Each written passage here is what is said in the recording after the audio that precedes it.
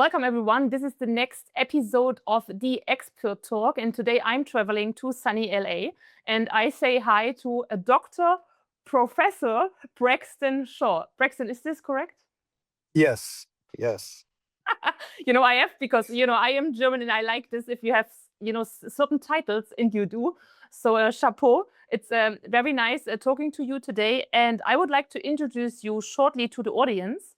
So, you are a researcher, a professor, a field engineer, and the author of DAWG, a performance guide for the modern day student athlete. Okay, about this DAWG thing, I'm going to ask you afterwards. I just continue. I did some research and I was like, what the? But good. Okay, let's continue. Your work explores how high performance techniques from student athletes translate directly to professionals in business, healthcare, and high-stress environments. Very, very interesting. With a strong focus on mindset, resilience, and empathy, you help individuals perform under pressure, always guided by your motto, don't flinch. And I guess this means don't hide, don't run away, I guess. Is this correct? Yeah. Okay, don't run away. So, yes, I'm very happy to have you today in the podcast. So, Braxton, welcome. I hope all was correct so far. Yes, so far so good. Thank you very much. Absolutely. It's a pleasure talking to you. So I already told you, before we started the recording, that I have 3 questions because I would like to keep it short and intense with you today. But before I ask, I would like to understand what is DAWG and why did you read this book? So maybe you start with the first question. Yeah, okay. So I have 6 works in my collection, and this is DAWG is my newest. And so my work started with my dissertation, my doctoral dissertation research. And I've been, at the time, and still, I was a high school football coach for almost 20 years, and I was a student athlete as well. And what really intrigued me at the time that I was going through my doctoral program, my program required that we structure a research research, basically. And at the time, I didn't know what I was going to do. I didn't, I had to find 2 variables. And one of the questions that really hindered me for so long, and it's a question that really hits coaches too, and teachers as well. I look at my student athletes, and I look at athletes, and I look at them, and I'm like, you're so gifted athletically, and you have so much mental toughness and resilience, and you know how to perform at the highest levels, but when you put them in the classroom, they fail. So there's a huge gap, and the question is, why is that? Why can you be such a high performer in the athletic domain, but fail miserably, in the academic domain? So going back, I remember I took a class during my master's program, and it dealt in sports psychology. And I remember that there were these techniques called psychological skills training.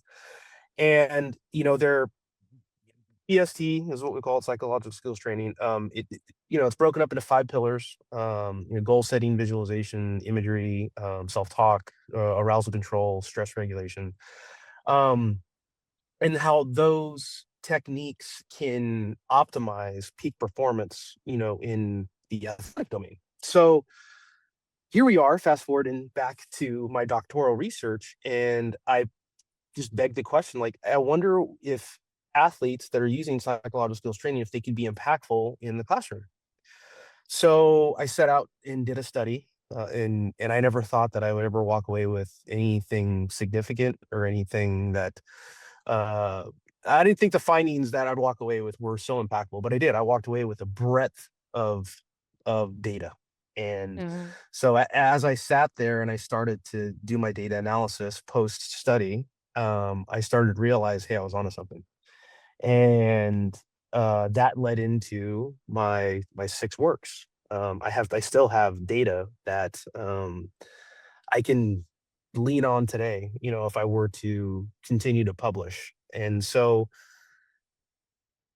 leading into my research and leading into my literary works, my first book, Transference, was the argument that these techniques that are used in athletics can transfer. There's transferability from athletics into different domains, into different areas. And they're not just specifically um, housed and just they're useful within the athletic domain, that they can be useful in other areas. And so, fast forward a few years, I started pondering, I started thinking of the idea, like, it doesn't matter the setting and it doesn't matter the environment. Every environment's different. Every environment has its own unique characteristic to it. Obviously, a lot different, when you have a doctor performing surgery in comparison to a football player that's out, performing in front of, hundred thousands of people, right? But the same stimuli that they're experiencing, the stress, the anxiety, the fear, the doubt, it's the same. It's the same. So um I've kind of, within the last few years, I've developed a really affinity for neuroscience. And so I started to delve into, like, hey, w- how does the brain react to stress? How does it react to anxiety? How does it react to fear, doubt? And then it goes back to that. Well, it doesn't matter the environment. The feelings and the emotions are the same. So how do we deal with that? And how can we use these stressors and use these stimuli to optimize our performance? So uh, Wow. then that, you know, so then, that led into, uh, Coalescence, which was my second book. I put together a performance psychology techniques, basically PST, psychological skills training, and kind of argued for the implementation of those techniques within within frameworks, specifically social emotional learning for public education. And so it's basically kind of a guide and a blueprint, kind of like DAWG, but more for educators. So it's a textbook, I would say. And then that led into my third work, which is the clutch gene. And that's where I really delve into, like, hey, let's look at professional athletes and let's see it on the biggest stages, right? Whether it's Serena Williams, Patrick Mahomes, Tom Brady. I mean, we're talking about the contemporary greatest Yeah, of the, what the, they the, the do. who is who. Yeah, yeah.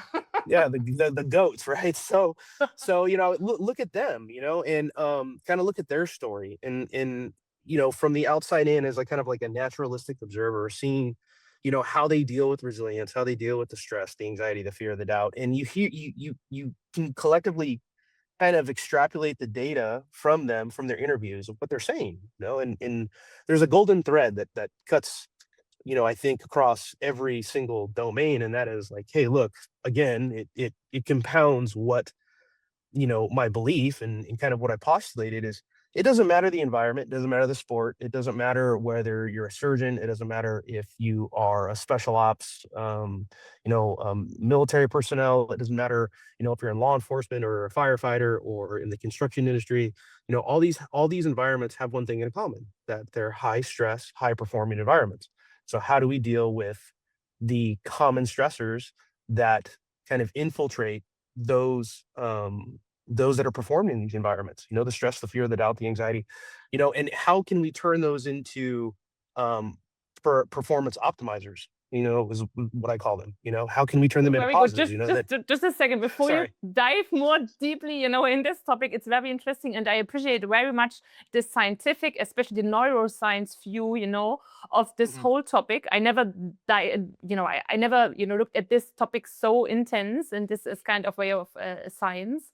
And mhm, now I really would like to understand. You just said, it's about athletes. We can transfer, all this and what we learned, what we saw of athletes, we can just transfer it to other fields. I would like to transfer it now to the situation in being in a job interview.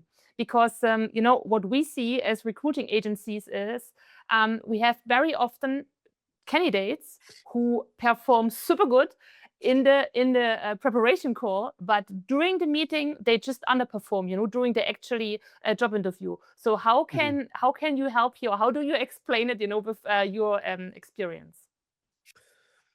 So, um, I mean, I could probably go on for an hour about preparation and uh, manicuring your environment, in order to perform at your highest level.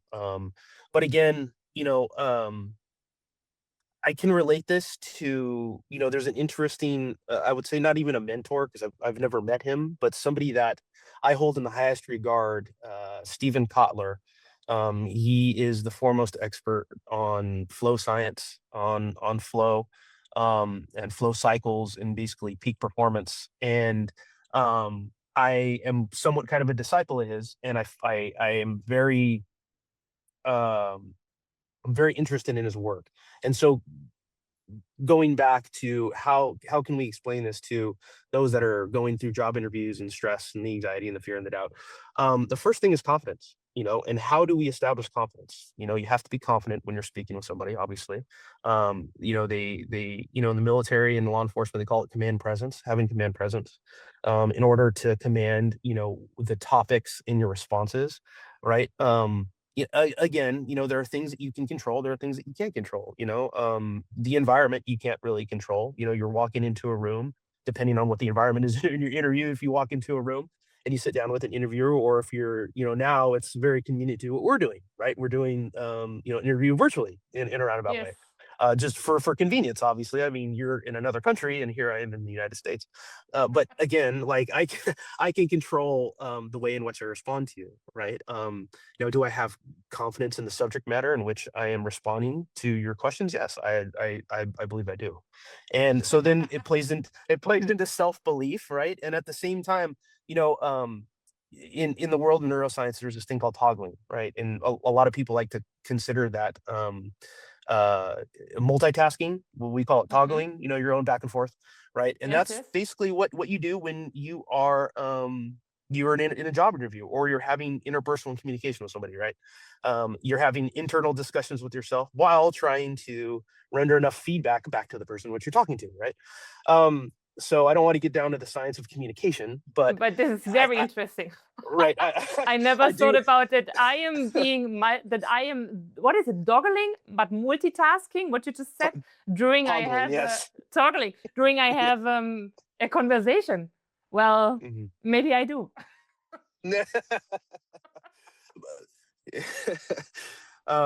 But yeah, like if I were to really compound something and respond the appropriate way into the question you're asking me, it's confidence. Having enough confidence to know, and having enough command presence to know, like, this is what I want and this is how I'm going to get it.